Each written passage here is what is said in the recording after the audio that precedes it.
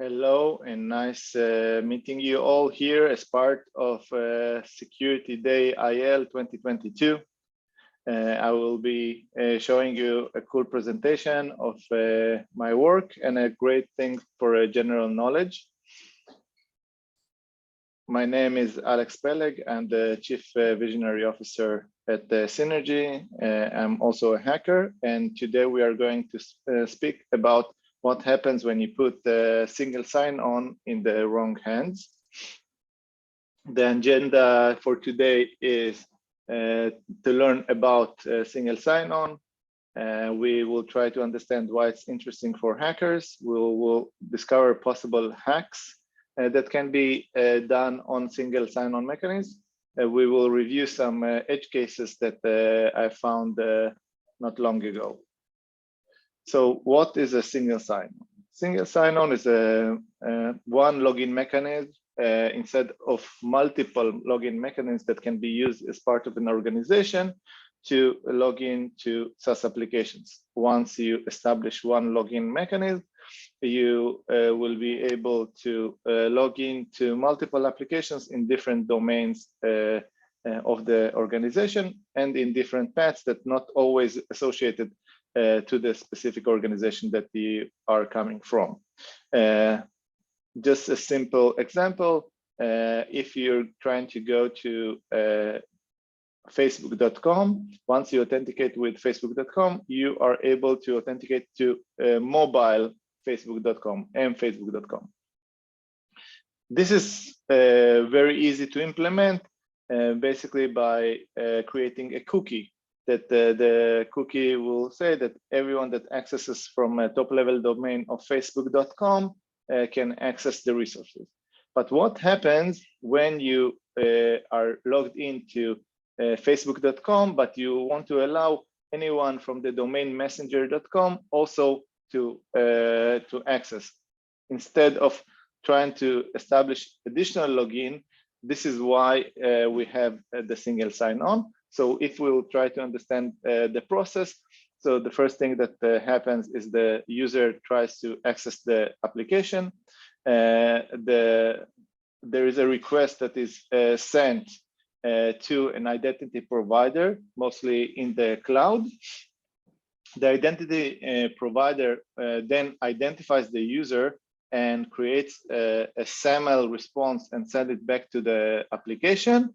And then the application verifies the SAML response and logs in the user. So why is it interesting for hackers? Basically, if you hack SSO, you can log in then to any SaaS application which is associated to the organization. You can get a permissive access to specific web locations that you were not be able to access without. And sometimes there are locations that if you're not having this initial access, then you're totally blocked.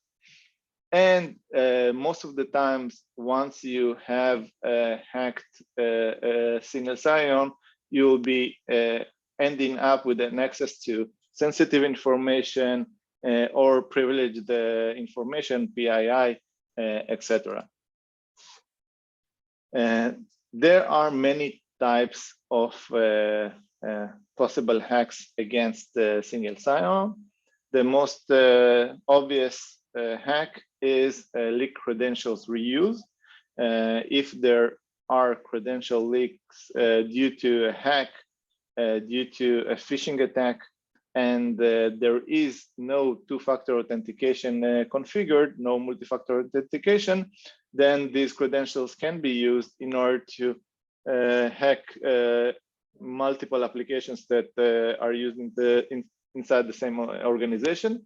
Now, what is great is that most of SSOs now, or most of the organization now, require multi-factor authentication in order to access privileged data. So it's something that I think becomes a standard or a best practice for many organizations.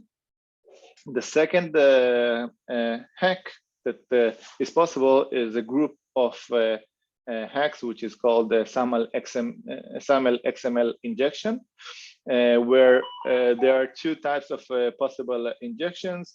The first one is called an attribute injection, where as part of the XML attributes, you can inject a specific request and response that will try to put you in a different context. So if you're trying to authenticate as an low privileged user, maybe you can change your context to a higher privilege or administrative user.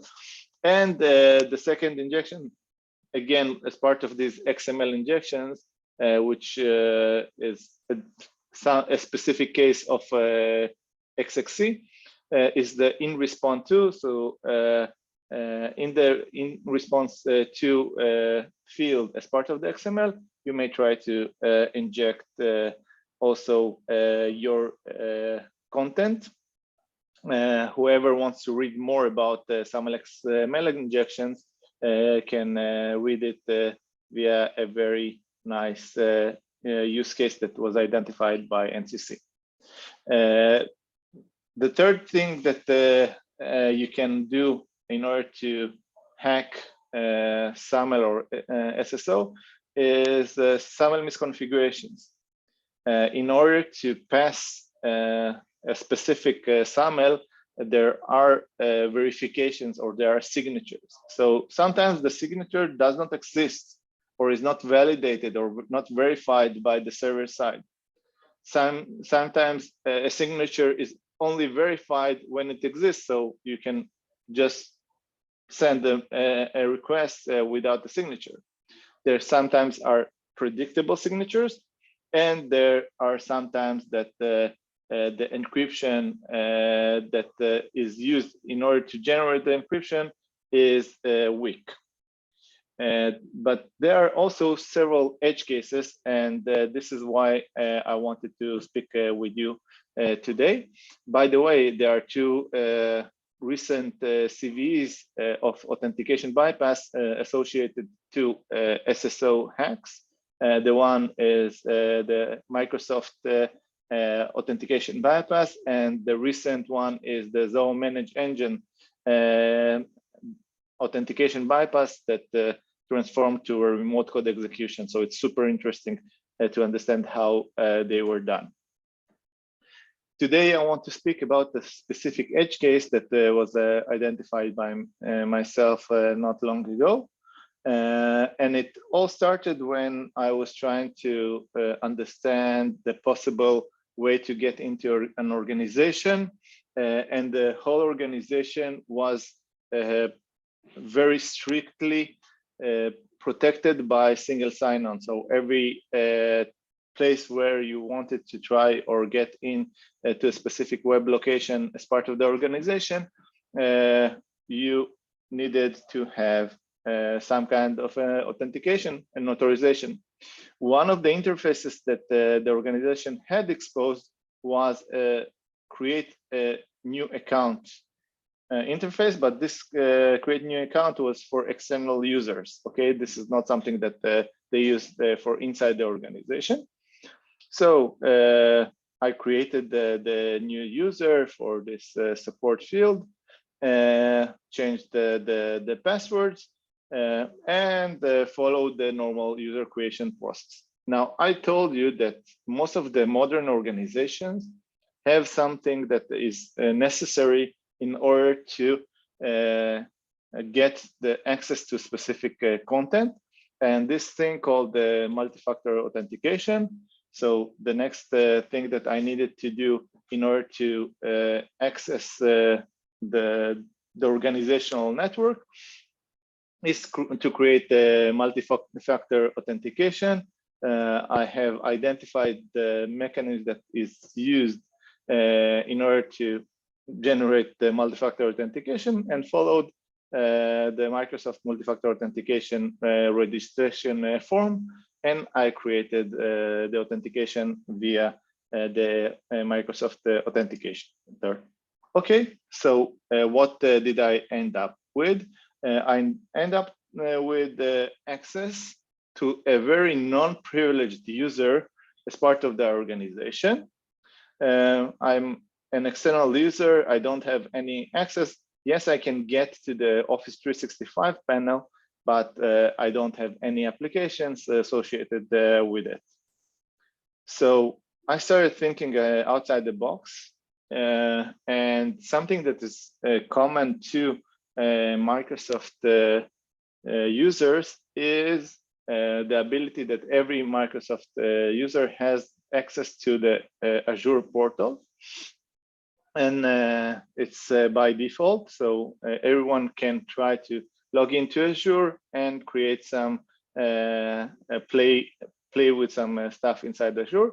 So I signed into Azure Portal, and one of the things that are cool with the Azure Portal is that you can allow yourself to switch contacts between different directories of the organization. And once I had the multi-factor authentication established, I discovered that I have the ability as part of the directories and the subscription of Azure to switch the context. So I was able to switch my context as part of my external organization to the internal organization. And basically, once I had it, I had access to the whole organization. So this is a super cool use case where, as an external user, which follows the normal path of registration to an organization, following the normal registration flow of SSO, can basically not break the SSO, but use it in order to gain higher privileged access to the organization using some business logic. I think that this must bring lots of questions regarding the specific path, and of course the organization is super interesting. So if you have any questions regarding the attack flow, or how was I able to discover this registration login phase, is you can basically ask your questions and I will be very glad to answer. You can contact me via my email, and I want to wish you all good luck.